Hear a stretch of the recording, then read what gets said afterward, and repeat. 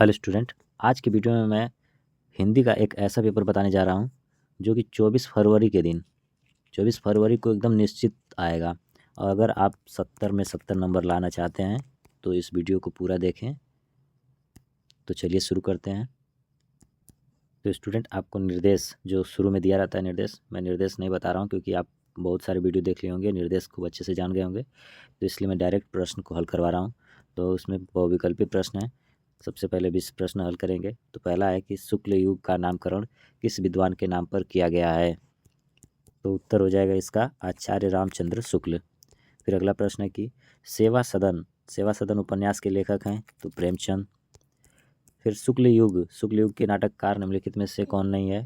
तो ये हो जाएंगे भारतेंदु हरिश्चंद्र। प्रसिद्ध आत्मकथा क्या भूलूं क्या याद करूं के लेखक हैं? तो ये हैं हरिवंश राय बच्चन।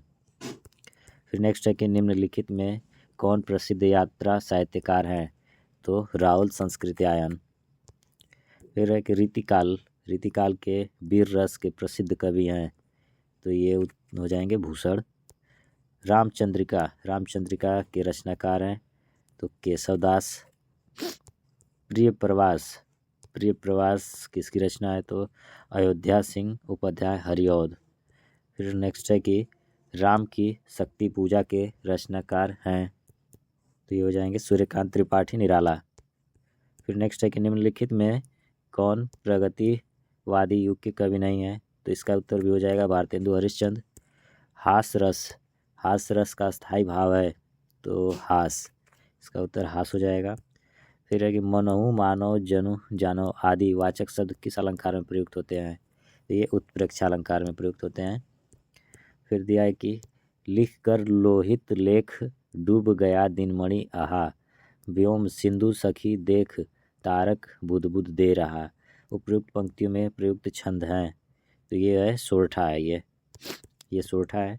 उप उप उपसर्ग से बना शब्द नहीं है। तो इस ऊपर जो है ये उप से नहीं बना है। इसके बाद है कि दैनिक शब्द में किस प्रत्यय का प्रयोग हुआ है? तो इसमें प्रत्यय जो है इक। इसके बाद त्रिवेणी में कौन सा समास है? तो ये द्विगु समास।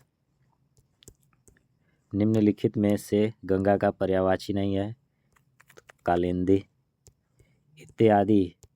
इत्यादि का संधि विच्छेद है? तो इति धन आदि। फल शब्द का तृतीय विभक्ति बहुवचन रूप है? फलय। फिर है कि हस्तु धातु रूप का वचन एवं पुरुष है? तो हस्तु जो है ये एक वचन प्रथम पुरुष। इसके बाद खंड ब है। खंड ब में हम देखेंगे कि वर्णात्मक प्रश्न है। निम्नलिखित में से एक गद्यांश पर आधारित प्रश्नों के उत्तर दीजिए। तो इसमें दो गद्यांश दिए हैं अथवा करके, तो हम इन दोनों में से कोई एक ही करेंगे। तो जिसमें हम देखते हैं पहला कि निम्नलिखित में से किसी एक गद्यांश पर आधारित प्रश्नों के उत्तर दीजिए। तो ये पैराग्राफ गद्यांश पढ़ेंगे हम कि विश्वास पात्र मित्र से बड़ी रक्षा रहती है। जिससे ऐसा मित्र मिल जाए उसे समझना चाहिए कि खजाना मिल गया। विश्वास पात्र मित्र जीवन की एक औषधि है। हमें अपने मित्रों से यह आशा रखनी चाहिए कि वे उत्तम संकल्पों से हमें दृढ़ करेंगे, दोषों और त्रुटियों से हमें बचाएंगे, हमारे सत्य पवित्रता और मर्यादा के प्रेम को पुष्ट करेंगे। जब हम कुमार्ग पर पैर रखेंगे तब वे हमें सचेत करेंगे। जब हम हतोत्साहित होंगे तब वे हमें उत्साहित करेंगे। सारांश यह है कि हमें उत्तमतापूर्वक जीवन निर्वाह करने में हर प्रकार सहायता देंगे। तो संदर्भ हो जाएगा इसमें है कि उपयुक्त गद्यांश का संदर्भ लिखिए। तो इसका संदर्भ हो जाएगा कि प्रस्तुत गद्यांश हमारी पाठ्य पुस्तक के गद्य खंड में संकलित मित्रता नामक पाठ से लिया गया है। इसके लेखक आचार्य रामचंद्र शुक्ल हैं। दूसरा प्रश्न है कि गद्यांश के रेखांकित अंश की व्याख्या कीजिए। तो रेखांकित था कि इस अंश में लेखक यह बताना चाहते हैं कि सच्चा और विश्वास पात्र मित्र जीवन के हर मोड़ पर हमारी सहायता करता है। ऐसा मित्र हमें न केवल गलतियों से बचाता है बल्कि अच्छे मार्ग पर चलने के लिए प्रेरित भी करता है।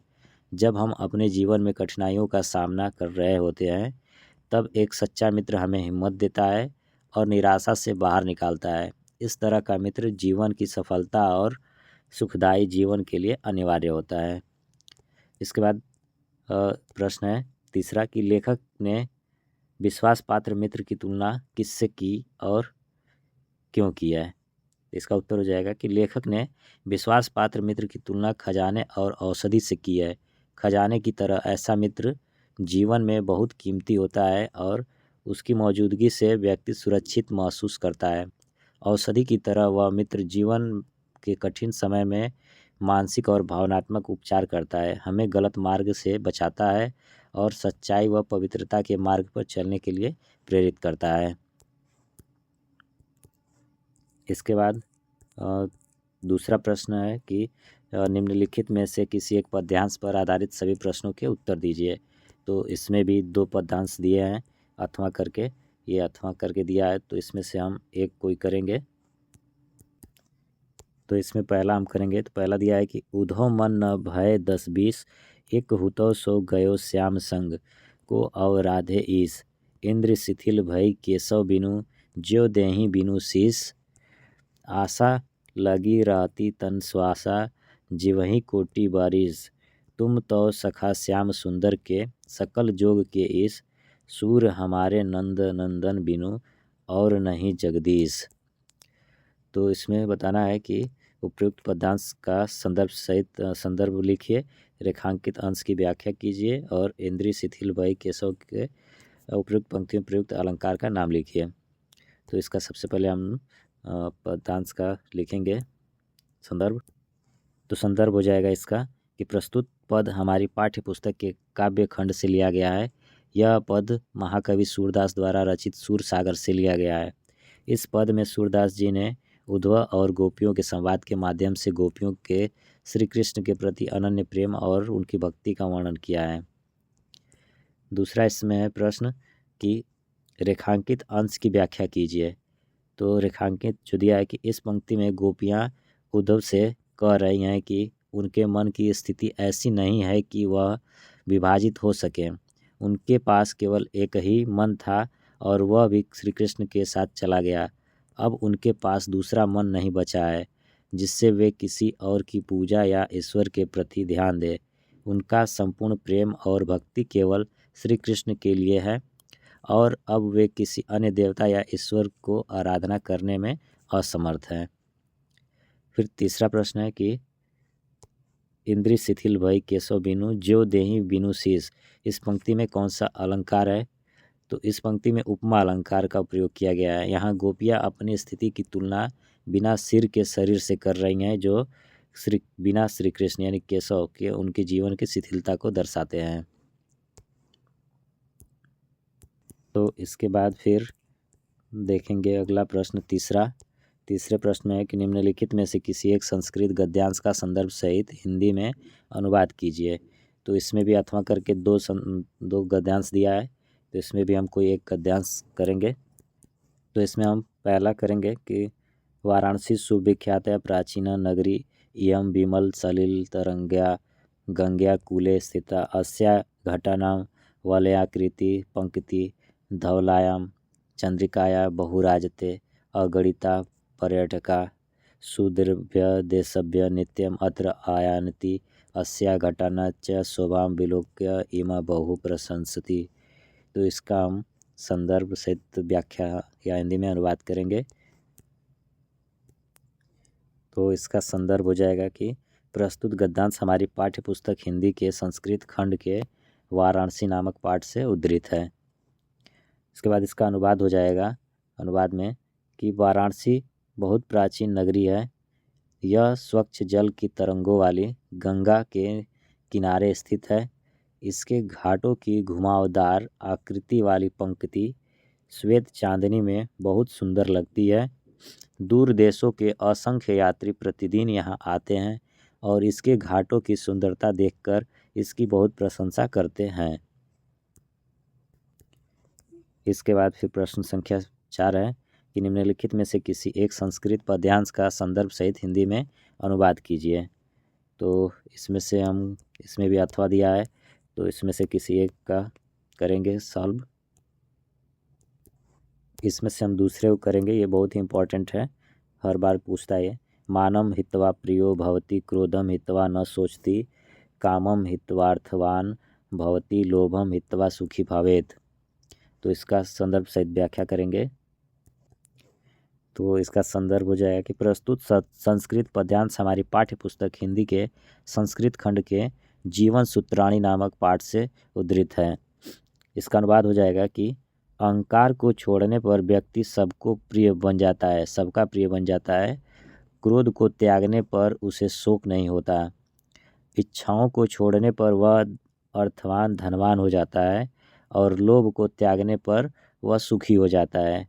इस श्लोक में यह समझाया गया है कि जीवन में सुख और शांति प्राप्त करने के लिए हमें अहंकार, क्रोध, इच्छाएं और लोभ जैसी बुराइयों को त्यागना चाहिए। फिर अगला प्रश्न 5 है कि अपने पठित खंड काव्य के आधार पर निम्नलिखित प्रश्नों में से किसी एक का उत्तर दीजिए। यानी 2 दिया है खंड काव्य से प्रश्न और इसमें से कोई एक करना है, तो इसमें से एक करेंगे। तो इसमें पहला प्रश्न करेंगे कि मुक्तिदूत खंड काव्य के आधार पर गांधी जी का चरित्र चित्रण कीजिए। तो इसको लिखेंगे कि डॉक्टर राजेंद्र मिश्र द्वारा रचित मुक्तिदूत खंड काव्य के नायक महात्मा गांधी हैं। कवि ने गांधी जी की जिन विशेषताओं का वर्णन किया है वे संक्षेप में निम्नलिखित हैं। तो इसका हो जाएगा कि पहला इसमें कि अलौकिक लोकोत्तर पुरुष। कवि ने गांधी जी को असाधारण पुरुष माना है। प्रथम सर्ग में ही गांधी जी को अवतार के रूप में स्वीकार किया गया है। ऐसे महापुरुष पृथ्वी पर अवतार के रूप में प्रकट होते हैं जो पृथ्वी के दुखों का हरण करने के लिए आते हैं। जिस कोटि में राम, कृष्ण, ईसा पैगंबर, बुद्ध, महावीर आते हैं उसी कोटि में महात्मा गांधी का भी नाम लिया जाता है। फिर नेक्स्ट इसमें हो जाएगा दलितों उद्धारक। गांधी जी ने जीवन भर दलितों, पिछड़ों तथा हरिजनों को गले लगाया। वे बहुत दिनों तक हरिजनों की बस्ती में भी रहे। गांधी जी के जीवन का मुख्य उद्देश्य हरिजनों का उद्धार करना ही था। कवि ने स्पष्ट शब्दों में कहा है कि दलितों के उद्धार हेतु ही तुमने झंडा किया बुलंद, 30 बरस तक रहे जूझते अंग्रेजों से अथक अमंद। फिर है कि मातृभक्ति। गांधी जी के जीवन पर उनकी माता के चरित्र की गहरी छाप पड़ी। खंड काव्य के द्वितीय सर्ग में उन्होंने अपनी माता को स्वप्न में देखा और उनकी सच्ची शिक्षा को ग्रहण किया। गांधी जी ने उदारता, परोपकार, सत्यता आदि गुणों को अपनी माता से सीखा। फिर है राष्ट्रभक्ति। राष्ट्रभक्त। गांधी जी महान राष्ट्रभक्त थे। उन्होंने जीवन भर अपने देश की स्वतंत्रता के लिए प्रयास किया। देश की स्वतंत्रता के लिए उन्होंने अनेक आंदोलनों को चलाया। अंग्रेजों के अत्याचार के सामने घुटने नहीं टेके। जलियांवाला बाग का हत्याकांड देखकर तो उनका हृदय तड़प उठा। अडिग तथा निर्भीक। गांधी जी अपने निश्चय पर अटल रहने वाले थे। वे अंग्रेजों के अत्याचारों से पीड़ित भारतीय जनता का उद्धार करने के लिए आगे आए। इसके बाद आगे करेंगे प्रश्न संख्या 6। तो प्रश्न संख्या 6 में कि दिए गए लेखकों में से किसी एक लेखक का जीवन परिचय देते हुए उनकी प्रमुख रचना का उल्लेख कीजिए। तो प्रमुख तीनों लोग बहुत ही इम्पोर्टेंट है, तीनों लोग, जिसमें कि जयशंकर प्रसाद और रामचंद्र शुक्ल, इनका बार बार पूछता है। तो हम इसमें जयशंकर प्रसाद का जीवन परिचय बताएंगे। तो ये हो जाएगा जयशंकर प्रसाद। जयशंकर प्रसाद का जीवन परिचय। तो जयशंकर प्रसाद का जन्म काशी के प्रसिद्ध सुगनीन साहू नामक वैश्य परिवार में 1889 में हुआ था। इनके पिता का नाम देवी प्रसाद था। इनकी प्रारंभिक शिक्षा तो ठीक प्रकार हुई, परंतु अल्प आयु में ही माता पिता का देहांत हो जाने के कारण उसमें बाधा पड़ गई और व्यवसाय तथा परिवार का समस्त उत्तरदायित्व प्रसाद जी पर आ गया। परिवार का जिम्मेदारी होते हुए भी श्रेष्ठ साहित्य लिखकर प्रसाद जी ने अनेक अमूल्य रत्न हिंदी साहित्य को प्रदान किए, परंतु प्रतिकूल परिस्थितियों जैसे ऋणग्रस्तता, मुकदमेबाजी, परिजनों की मृत्यु आदि ने इन्हें रोगग्रस्त कर दिया और 48 वर्ष की अल्प आयु में ही 1937 में इनका निधन हो गया। इनकी रचनाएं प्रसाद जी एक श्रेष्ठ कवि, नाटककार, निबंधकार और आलोचक थे। इनकी प्रमुख रचनाएं काव्य में चित्राधार, लहर, झरना, प्रेम पथिका, आंसू का मायनी, और नाटक में चंद्रगुप्त, स्कंदगुप्त, रुस्वामिनी, अजातशत्रु, राजश्री, विशाख, कल्याणी पर्य, उपन्यास में कंकाल, तितली और इरावती, और एक कोई उल्लेख करना है तो इसमें हम कामायनी के बारे में बता देते हैं कि प्रसाद जी के महाकाव्य कामायनी में मनु, श्रद्धा और इड़ा की कथा है, लेकिन सूक्ष्म रूप से यह कथा मानव जीवन के अनेक मनोवैज्ञानिक पहलुओं के लिए मानव विकास की कथा हो गई। इसमें मनु मन के, श्रद्धा हृदय की और इड़ा बुद्धि की प्रतीक है। इच्छा, ज्ञान और क्रिया के सामंजस्य द्वारा ही आनंद की प्राप्ति होती है। अब इसके बाद ख में दिया है कि दिए गए कवियों में से किसी एक कवि का जीवन परिचय देते हुए उनकी एक प्रमुख रचना का उल्लेख कीजिए। तो इसमें 4 दिए हैं, जिसमें महादेवी वर्मा और सूरदास, ये दोनों इम्पोर्टेंट है। महादेवी वर्मा का बार बार पूछता है, तो महादेवी वर्मा का जीवन परिचय पढ़ेंगे। ये बहुत ही इम्पोर्टेंट है, हर बार पूछता है इनका जीवन परिचय। तो श्रीमती महादेवी वर्मा का जन्म होली के दिन 24 मार्च सन 1907 ईस्वी को फारुखाबाद में हुआ था। उनके पिता श्री गोविंद प्रसाद वर्मा प्रतिष्ठित कवि थे और माता श्रीमती हेमरानी देवी कवित्री थीं। 9 वर्ष की बाल्यावस्था में ही श्री स्वरूप नारायण वर्मा से उनका विवाह हो गया। विवाह उपरांत उनकी विद्यालयी शिक्षा गतिशील न रह सकी।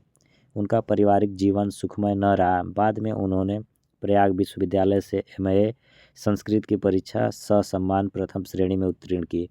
वे बहुत समय तक प्रयाग महिला विद्यापीठ की प्राचार्या रहीं। वे मधुर गीत लेखिका के रूप में साहित्य सर्जन करने लगी। हार्दिक वेदना एवं स्नेह को उन्होंने निरीह जीवों पर विकर्ण किया। वे छायावादी सशक्त गीतकार के रूप में उभर कर आईं तथा आधुनिक युग की मीरा कहलाईं। वे उत्तर प्रदेश विधान परिषद की सदस्या भी रहीं। सरकार ने उन्हें 1956 ईस्वी में पद्म भूषण की उपाधि से विभूषित किया। इसके बाद इनकी जो रचनाएं हैं, गिल्लू, निर्जा, दीपशिखा, पथ के साथी आदि शामिल हैं। इसके बाद हम प्रश्न संख्या 7 पढ़ेंगे कि अपनी पाठ्य पुस्तक में से कंठस्थ कोई एक श्लोक जो इस प्रश्न पत्र में न आया हो। तो कोई भी श्लोक हम इसमें लिख देंगे। तो श्लोक हम लिख देंगे कि सार्थ प्रवसतो मित्रम भार्या मित्रम गृहे सतः आतुरस्य भीषक मित्रम दानम मित्रम मरीष्यतः। इसके बाद प्रश्न संख्या 8 है कि निम्नलिखित में से किन्हीं 2 प्रश्नों के उत्तर संस्कृत में दीजिए। तो इसमें से किसी भी 2 प्रश्नों के उत्तर लिख देंगे। तो इस प्रश्न संख्या दूसरा लेंगे कि पुरुराज केन स युद्धम अकरोत। तो इसका उत्तर लिखेंगे पुरुराज अलक्षेन्द्रण स युद्धम अकरोत। दूसरा प्रश्न लिखेंगे कि अस्माकं संस्कृते कः नियमः।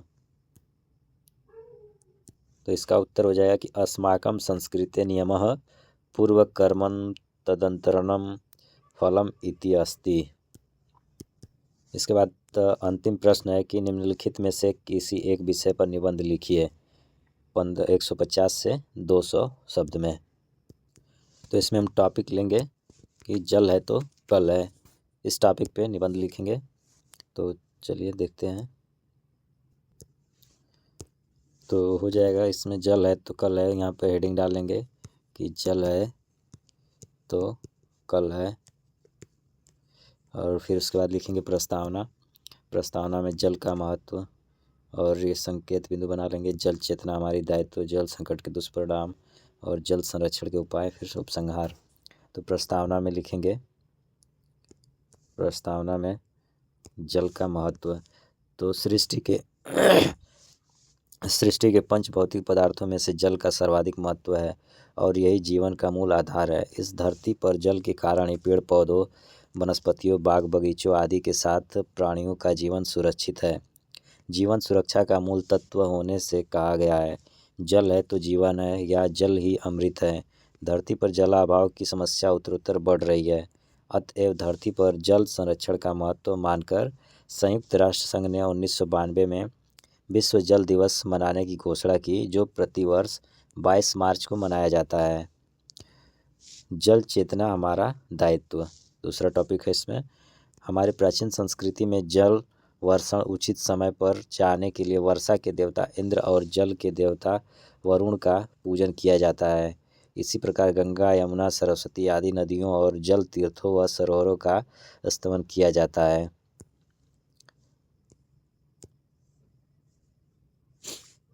फलस्वरूप धरती पर जल संकट नहीं था। प्राचीन काल में पेयजल हेतु कुओं, तालाबों, बावड़ियों आदि के निर्माण पर पर्याप्त धन व्यय किया जाता था, किंतु वर्तमान काल में मानव की स्वार्थी प्रवृत्ति, भौतिकवादी चिंतन एवं अनास्थावादी दृष्टिकोण के कारण उपलब्ध जल का ऐसा विदोहन किया जा रहा है जिससे अनेक क्षेत्रों में अब पेयजल का संकट उत्पन्न हो गया है। इसलिए हमारा दायित्व है कि हम जल को जीवन रक्षक तत्व के रूप में संरक्षण प्रदान करें। जल संकट के दुष्परिणाम। हमारे देश में औद्योगिकरण, शहरीकरण, खनिज संपदा का बड़ी मात्रा में विदोहन, भूजल का अतिशय दोहन आदि कारणों से जल संकट उत्तरोत्तर बढ़ रहा है। इससे न खेती बाड़ी की सिंचाई हेतु पानी मिल रहा है और न पेयजल की उचित पूर्ति हो रही है। जल संकट के कारण जलाशय, तालाब, कुएं सूख रहे हैं और ज़मीन के अंदर का जल स्तर भी लगातार कम होता जा रहा है।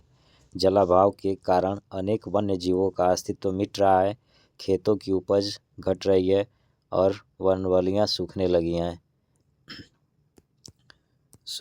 हैं। इस तरह जल संकट के अनेक दुष्परिणाम देखने में आ रहे हैं। जल संरक्षण के उपाय।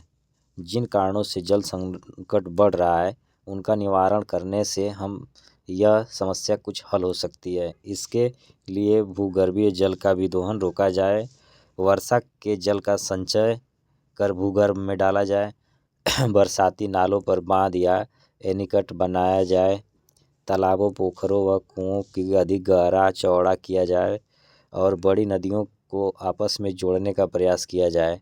जल संरक्षण प्रति जनता को जागृत किया जाए। इस तरह के उपायों से जल संकट का समाधान हो सकता है। उपसंहार हो जाएगा कि जल को जीवन का आधार मानकर समाज में नई जागृति लाने का प्रयास किया जाए। अमृतम जलम जैसे जन जागरण के कार्य किए जाएं। इससे जल चेतना की जागृति लाने के से जल संचय एवं जल संरक्षण की भावना का प्रसार होगा तथा इससे धरती का जीवन सुरक्षित रहेगा। तो स्टूडेंट, इस पेपर को आप खूब अच्छे से रिवीजन कर लें क्योंकि ये पेपर बहुत ही इम्पोर्टेंट है और आप मेरे चैनल